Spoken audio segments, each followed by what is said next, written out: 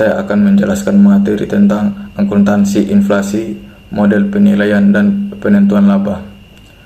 Langsung saja kita masuk ke materinya. Akuntansi tradisional menggunakan biaya historis gagal mencerminkan nilai ekonomi real saat harga-harga naik. Selanjutnya kita akan menganalisis bagaimana inflasi, model penilaian, dan penentuan laba saling berkaitan erat. Kita akan melihat mengapa akuntansi inflasi diperlukan dan bagaimana mengubah model penilaian memengaruhi laba yang Anda laporkan. Akuntansi selama ini berpegang pada prinsip biaya historis atau mencatat aset sebesar harga perolehannya di masa lalu. Ini bagus untuk objektivitas.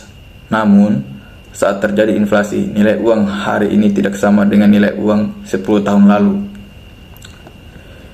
Biaya historis yang dicatat di laporan posisi keuangan menjadi tidak relevan, terutama untuk aset tetap seperti tanah atau bangunan. Historis terbesar terjadi pada penentuan laba. Laba dihitung dengan membandingkan pendapatan hari ini dengan beban masa lalu, misalnya depresiasi. Hasilnya, laba yang dilebih-lebihkan karena beban dihitung terlalu rendah. Inilah mengapa muncul konsep akuntansi inflasi, yaitu penyesuaian laporan keuangan untuk mencerminkan perubahan daya beli moneter. Model utamanya adalah GPP dan RCA. Model yang pertama, yaitu daya beli umum atau model GPP, tidak mengubah nilai real aset, tetapi mengubah unit ukurnya. Kita menggunakan indeks harga konsumen untuk mengkonversi semua angka ke unit daya beli yang sama pada akhir periode.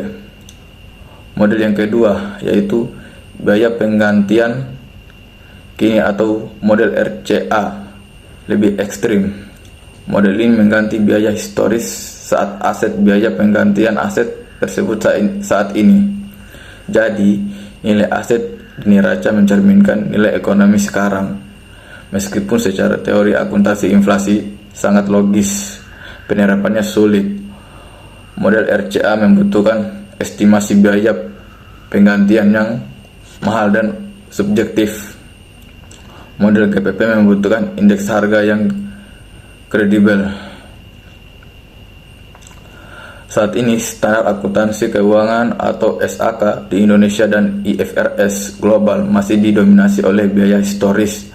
Namun, pergeseran perlahan ke nilai wajar atau fair value terus terjadi, terutama untuk instrumen keuangan dan properti investasi. Jika aset diukur dengan nilai wajar, perubahan nilai aset tersebut diakui langsung sebagai keuntungan atau kerugian dalam laba rugi komprehensif. Ini berarti laba mencerminkan nilai pasar, bukan hanya operasi bisnis. Jadi kesimpulan dalam materi ini adalah akuntansi inflasi dan model penilaian adalah kritik terhadap biaya historis. Mereka mengajarkan kita bahwa laba yang dilaporkan harus dinilai dengan hati-hati. Ketika inflasi tinggi, lebih berbasis biaya historis menciptakan ilusi laba. Model GPP dan RCA menawarkan cara untuk menemukan laba ekonomi yang sesungguhnya. Sekian presentasi dari saya. Wassalamualaikum warahmatullahi wabarakatuh.